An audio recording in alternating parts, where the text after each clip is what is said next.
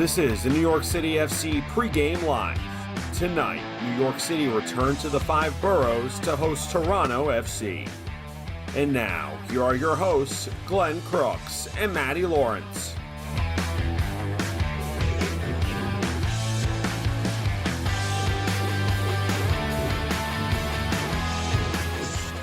And coming to you from Yankee Stadium in the Bronx, New York, as New York City ranked 5th in the Eastern Conference of Major League Soccer against number 12 Toronto FC, also in the East. And it's Friday Night Football, the lone wolf in MLS, just a single game, and it's all right here in the Bronx. Hello, everybody. There's Matty Lawrence. I'm Glenn Crooks, and we're with you here at the stadium. Part of our live commentary is coming up at 7:15. That's the pregame show with Pascal Janssen. We've got about 12 minutes with the New York City Gaffer, and that's ahead of the 7:40 p.m. kickoff. That's all on the New York City FC radio network, and tonight also Apple TV, where you have the ability to sync the home radio broadcast, that's us, with the video that you get from Apple. Well, Matty, it's New York City since the World Cup break. It's gone well. A couple of wins, one on the road against Columbus, and then the home win 3-1 against Chicago, and now it's Toronto. Meanwhile, Toronto, it's kind of gone the other way for them. It's not been good. 12 matches. If you look, FOTMOB has these results, and it's red for a loss and gray for a tie. And I keep having to, and it's every 5 games. I have to keep going back. It has been 12 games without a win for Toronto, and since the World Cup break, they've played 3 after the break. 2 ties and a loss, but just 1 goal scored. However, tonight, in a few minutes, we're going to reveal the lineup, and we do know it. It's, but we're going to wait until it's officially published. But it's a lineup that you would consider that there would be an opportunity for them to maybe make up for what has been a lack of goal scoring. With the additions to the lineup, the starting 11 tonight, this Toronto side is a very good team. It's a very good MLS team. It is not one that has lost the last 11 or hasn't won in the last 11 in MLS, the last 12 in all competitions. This is a good team. This is a very good team, very solid, very experienced. The spine of the team is absolutely top drawer. I know we're not releasing it just yet. I've probably given enough hints there. but this is pretty much as good as it gets for Toronto FC. Maybe not quite. The odd tweak here or there. Yeah. But they've got a number of players. I've looked down the salary list as well. They've got 6 or 7 players getting paid over $1 million. This is a very good team. Toronto has always, they've always spent the money. They're not shy. And yes, they've got, but that hasn't always led to results. That hasn't always worked. But the money has been well spent, in my opinion, on the players they've got in this starting lineup. Equally, you look at NYCFC's starting lineup, there's probably 5 or 6 earning $1 million plus as well. So, you've got 2 very good teams here. But this is not the Toronto side that has not won in 11 games in MLS, 12 in all competitions. It's completely different, diametrically opposed to that, in fact, Glenn. So don't anybody think, and hopefully not NYCFC doesn't think, that this will be an easy game. Well, they've had some issues on the injuries side. Yes. And Robin Fraser, their head coach, there may be some pressure on him as he's in his second season. I have a lot of respect for Robin. And then Jason Hernandez, who the first 2 years of the New York City program, 2015 and 16, he played central defense before he left for Toronto for a couple of more years. 14 years as a player in MLS, and is now the general manager, chiefly in charge of forming this roster along with Robin Fraser. So the pressure is always on the sporting department. And Toronto, though, below the playoff line. And the one thing I wanted to point out here, I'm holding up the injured list for New York City FC. It's extensive. But if you go back to April the 25th before the break, and that's just 4 games before the World Cup break, Toronto was in 6th place in the East, and New York City was in 7th. And now, just not that many games later, It's New York City in 5th and Toronto in 12th, so things have changed. Yeah, we know the parity of the league. We know that a few results can propel you right up the league. When you look at actual losses, Toronto have only lost one more game than NYCFC. They've lost 7. NYCFC have lost 6. It's the fact that they've drawn 7 games and only won 3. They've won the least amount of games in the whole of the Eastern Conference. This is not a team that wins games of football. But this team hasn't played. This is the first time this lineup today has played in MLS. So this is a good team with some solid experience, especially down the spine of the team. I like this Toronto team, Glenn. All right. Well, before we get to the starting 11 for both sides, Matty, let's look back at the Chicago game. Yeah. And one of my favorite calls of the season, not because of me calling the play-by-play, but the color from Matty Lawrence. Now, Nico Fernandez-Mercado, for all those who have seen that opening goal 10 minutes into the Chicago match, which New York City won here at Yankee Stadium by the score of 3-1. That was last Saturday. It was just it was hit with such pace. It was so hard hit. Anyway, let's just I think I have the commentary queued up here. So here's myself and Matty on the New York City FC radio network. Nico Fernandez-Mercado is tied with Lionel Messi for second place in this Golden Boot race. Left to right, 10th minute, no score at Yankee Stadium. Good two-touch ball from Magno to Cavallo, and he whips in a great service. And here's a first-time shot at goal from Nico Fernandez-Mercado. It was from outside the area, some 25 yards out. Struck it with the left. Brady had no chance. Upper left corner. And New York City takes the early lead on the Chicago Fire on the 12th goal of the season from Fernandez-Mercado. Nico Fernandez-Mercado is on fire. And the ball has got flames coming out the back of it.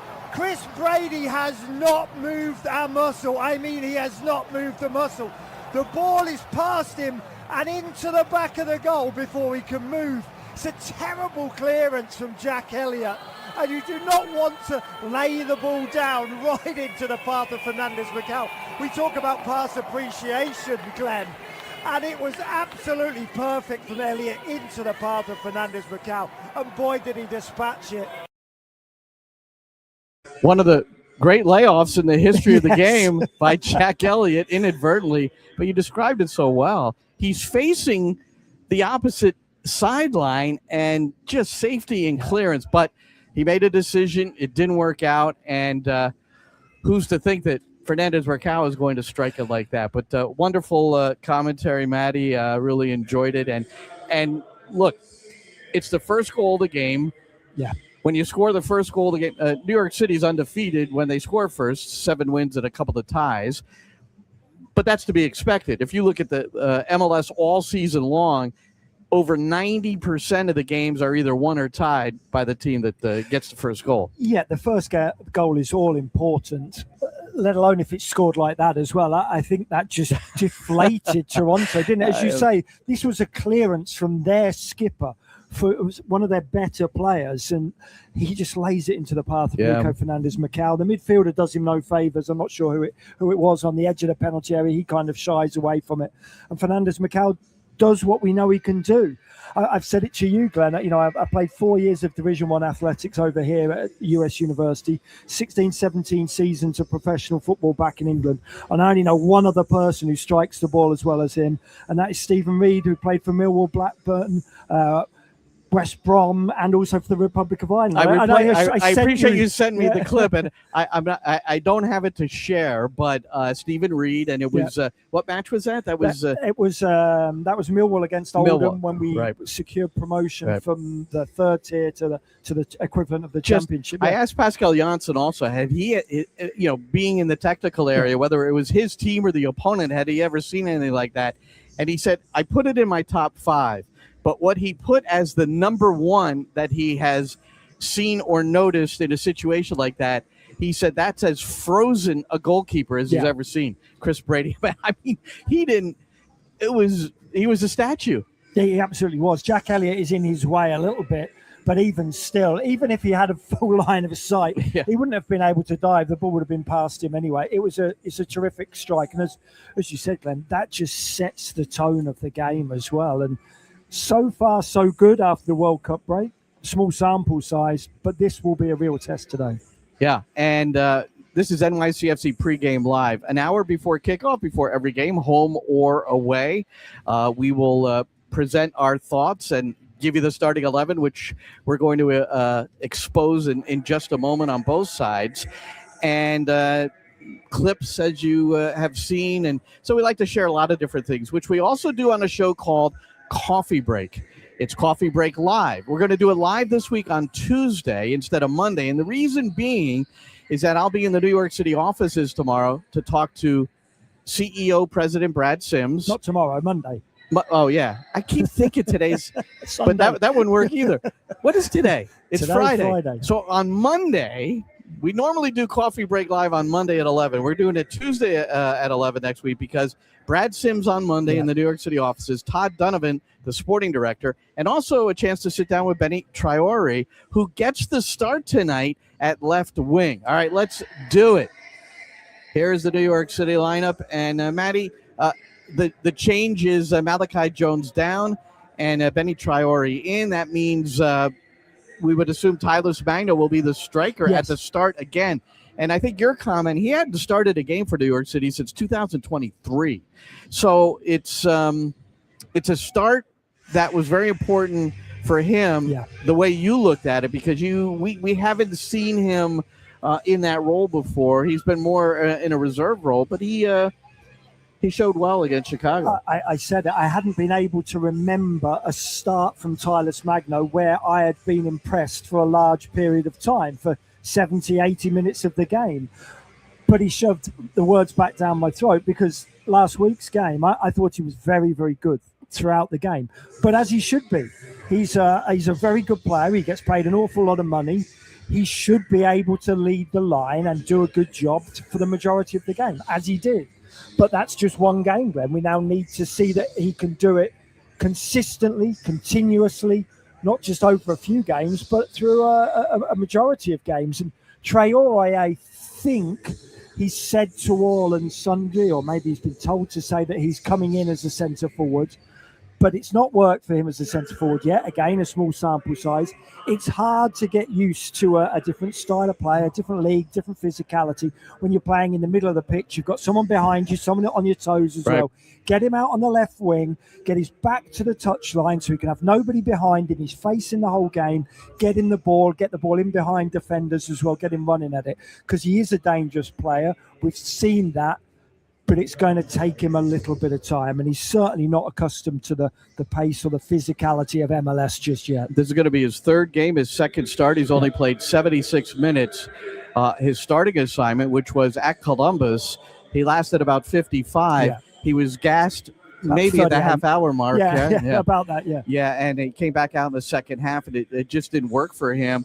Came in a reserve role against Chicago and got a decent shot attempt on goal. Didn't get it on frame, but got the attempt from the left side. So we'll see how he does because at Basel, that's where he predominantly was playing on the left side, yes? Yeah, and frightening the way he would attack players as well. So far, we haven't seen his pace as well. He's got pace on and off the ball, Glenn, and dribbling with the ball. That really impressed me for the clips we've seen playing at Basel. But I just think he's been almost too tired, too worn out to see that. We've seen a couple of occasions where he's fronted up a defender and it's just one-on-one. You're like, right, kick and run, off you go. Similar to Ojeda, we were asking him to do that for the first 6 months of his NYCFC career. Do you realise how quick you are? Just kick the ball and run. Yeah. Just knock it past the defender, have some belief in yourself and run. And hopefully Traore here, slowly but surely, is getting used to, I think predominantly it's the pace of the game rather than the physicality. I think it's the pace of the game. And the game's going on around him. You're looking for goals from your striker, Tyler Magno. The last time he scored was April 22nd. It was the fourth goal against FC Cincinnati.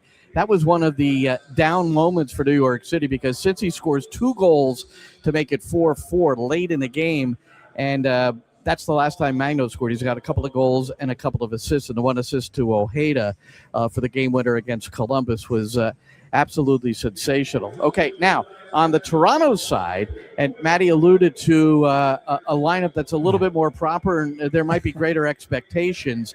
So Luka Gavrin is in goal. That's not unusual. Kobe Franklin, Walker Zimmerman, Jackson Gilman, and Richie Larea. That's your back four. In the midfield, the newest guy coming in from Bundesliga 2. He played one match for Bayern Munich years ago and has had a career where he was also at Ghent in Belgium. He's a DP just brought in this week.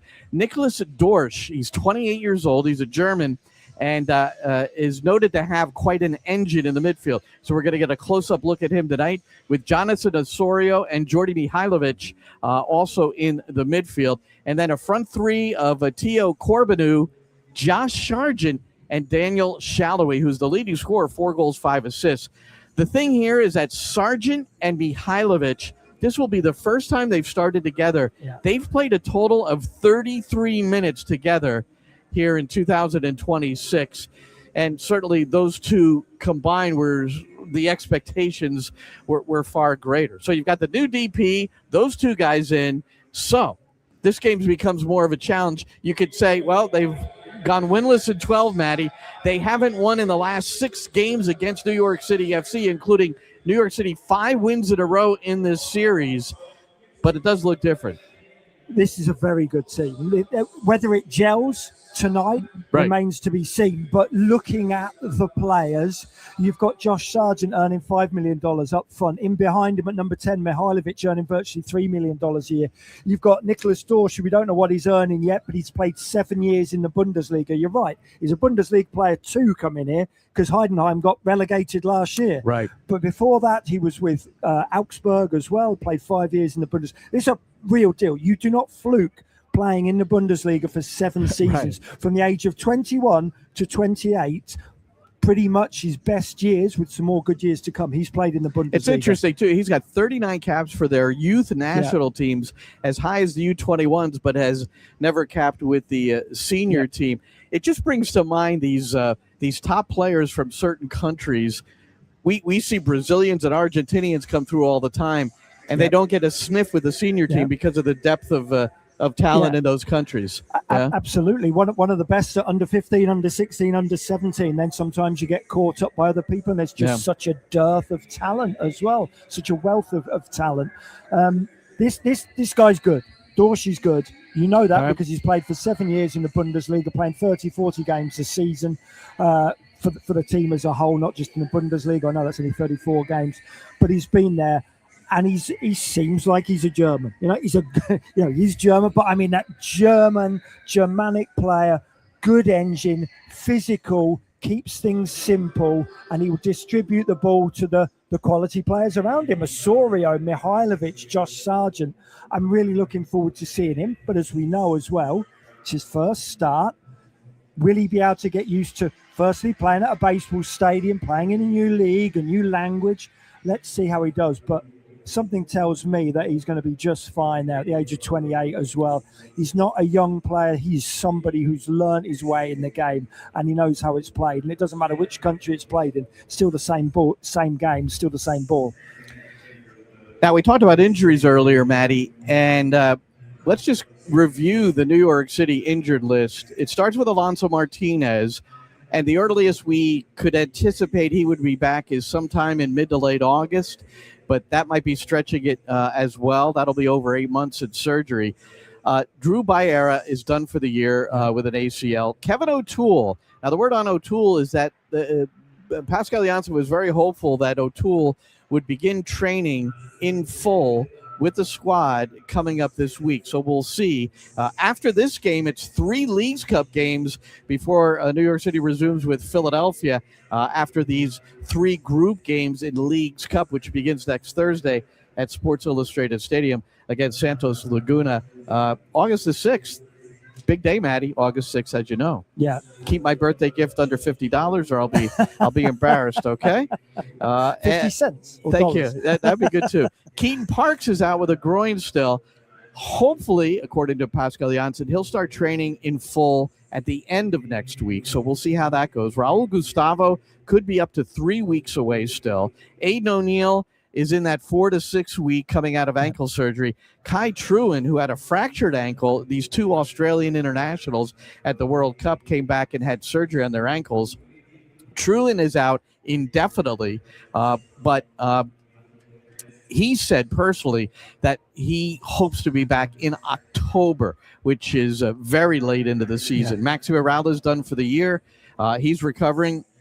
Arnau Farnos, who is a guy that Pascal will give minutes to on occasion, but he suffered what looked like a serious injury in training just 2 days ago, was taken away on a stretcher and then in an ambulance. No further word. It's just called a leg injury at this point.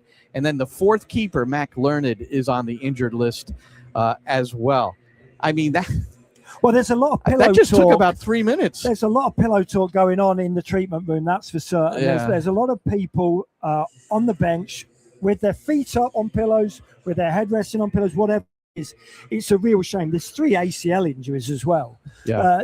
And how many potential starters did we say? 1, 7, 2, 3, 7, 4, 5, 6, 7 for sure. Yeah. 7 potential starters. So that shows you the strength of the squad. But it's a real shame that most of those are pretty major injuries, as you've just listed. Yeah, you say you spent 2, 3, 4 minutes just talking about the injured players, and we should be talking about the players down there on the field. But you're right, so many of those players are so incredibly important to this team, and it doesn't look as though there's going to be many of them back before the playoffs, and that's a real shame. But it augurs well, I suppose, for next season, Glenn.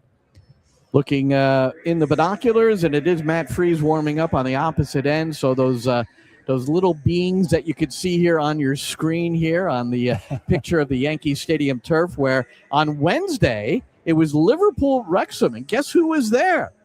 Matty Lawrence. He's got to support his Reds. Come on, and I guess they won the game, right? They won the game 1-0. It was it goes down as a Liverpool goal, but it was really an own goal. But look, it was a lovely occasion to be here. A place. You took some nice pictures. Took a few nice pictures. Yeah, it was a wonderful event, but it wasn't a very good game of football. The pitch is very, very chewed up, as though anybody will see who's watching on Apple TV and syncing up with us later.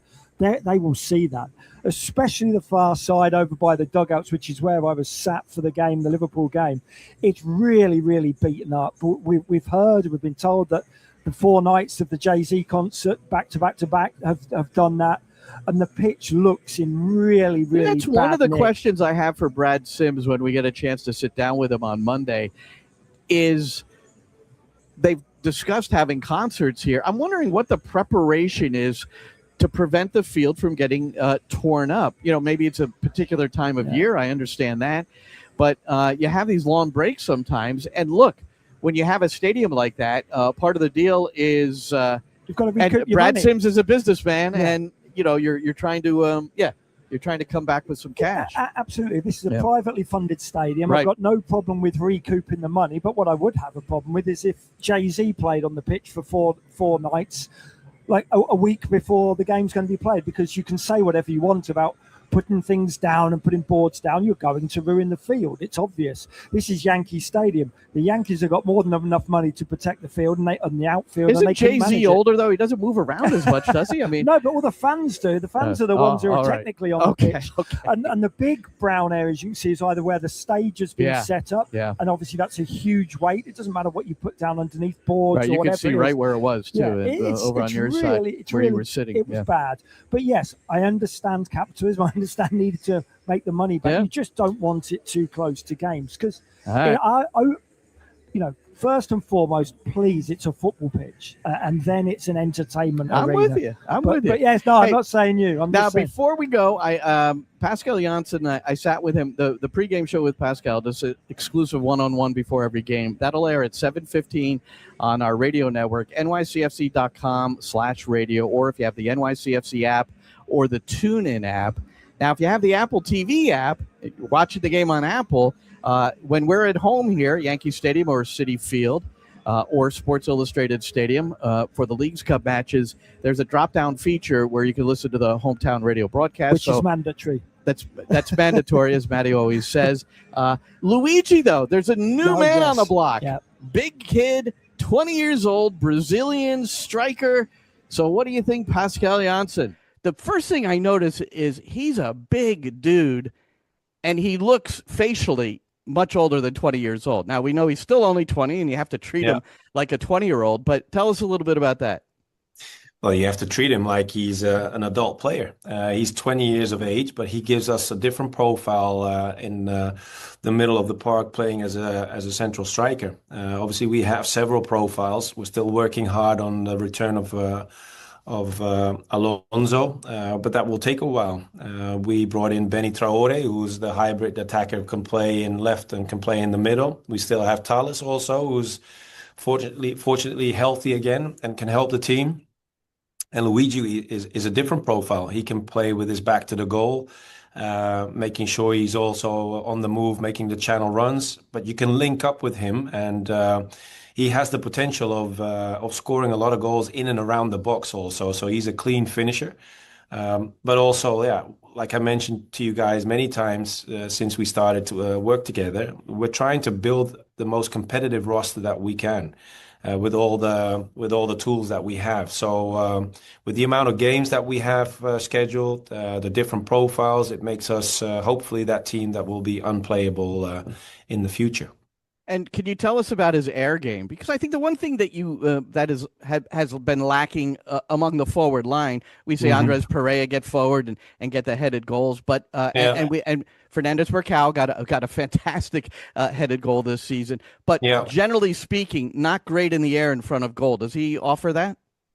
Well, he gives us aerial play as well. It's also based on how we like to play. Our play is not based on high crosses only. We like to attack the box in several ways, but the aerial ball is, as you know as well as I do, Glenn, is not a specific topic where you can score a lot of goals from.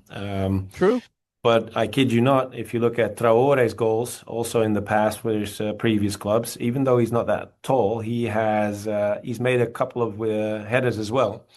So he gives us that as well. Thales is also very good with his head. You remember the game against Westchester. So we have guys that can do that, but it's also based on what we think is necessary in the attacking phases of the game. All right, Traore is in the 11 today. He's on the left side with Tyler Magno running up the gut. So if there's an aerial presence, let's see it today. Yeah. Let's see it. But he's talking about Luigi, and the one thing he said that I took note of more than anything, he can play with his back to the goal.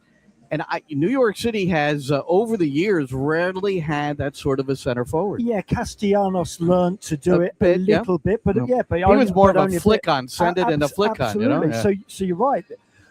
Traore, I don't think, can do it. Alonso Martinez can't really do it. There haven't been many players. So hopefully he does give that, because it's nice to have a little wall there. You can either bounce the ball off, or sometimes when you're in trouble in the later stages of the game, you can just hoist the ball up front, clear the danger, and he can chest it down and hold the ball up and play and keep possession. So let's see how that goes. Look, he plays at a massive football club in Brazil, or he did at Palmeiras. I know that's still his parent club. But Palmeiras have got the likes of Vitor Roque up front, who was at Barcelona. They've got Jose Lopez, who was in the Argentine side that got to the World Cup, who's phenomenal. I saw an awful lot of him in Argentina. So this kid, he's 20. He's from a very good football club. He hasn't played much first-team football, but that's because there's some really talented footballers at that level. He's done okay in their state games and in their cup games, but he hasn't played in the Brasileirão, their top flight, a great deal. There's a reason for that. They're very, very good. But he has played under pressure at Palmeiras. And he definitely has. It's a different story here in terms of that extent of pressure. But really we'll be anxious to see him possibly make his debut against Santos Laguna on Thursday at Sports Illustrated Stadium. One final note, and this is personal. So August the 6th? Well, that's part of it, yes. Thank you. I expect a lot of birthday wishes on August the 6th. No, but the U.S. women's national team was created in 1985. 2 years prior to that, one of the great teams in the history of the sport was also formed. It was the girls' soccer program at Ridge High in Basking Ridge, New Jersey. I was fortunate to be the first coach of that program. And last night in Basking Ridge, it was really a wonderful night, and I'm so thankful for Deborah Jones and Karen Atenito, who really organized it. But here I gathered with 5 of my former players. We started this in 1983, Maddie. So it's been that long. That was my first coaching gig. And there's Karen, and then Nancy Maloney, Deb Jones, the redhead, and Lynn Molly, and Alex Lutz. And it really was fun. And we had a couple of FaceTime calls from people who couldn't make it. But that's where it all started, Maddie. I just... it went all downhill from there, and you've ended up here next to me. Now I'm here next to you, and yeah, it's been quite a journey, as we all have throughout our lives. Yes. But I appreciate those bearing with me as I share that moment, because it was awesome. 1983. It's a while ago. It was a while ago. Started that program. It was a while ago, and here we've got a big one coming up as New York City plays host to Toronto. New York City, 5th place in the Eastern Conference. Toronto, 12th place. They are winless in their last 12. New York City has won their first 2 coming out of the World Cup break after a 3-match winless streak leading into the break. So they've gotten off to the good start. It's a standalone Friday night football, Yankee Stadium in the Bronx. So for Maddie, I'm Glenn. We're on at 7:15 on the radio network. At 7:30, you can join us on Apple TV. Enjoy the game, everybody.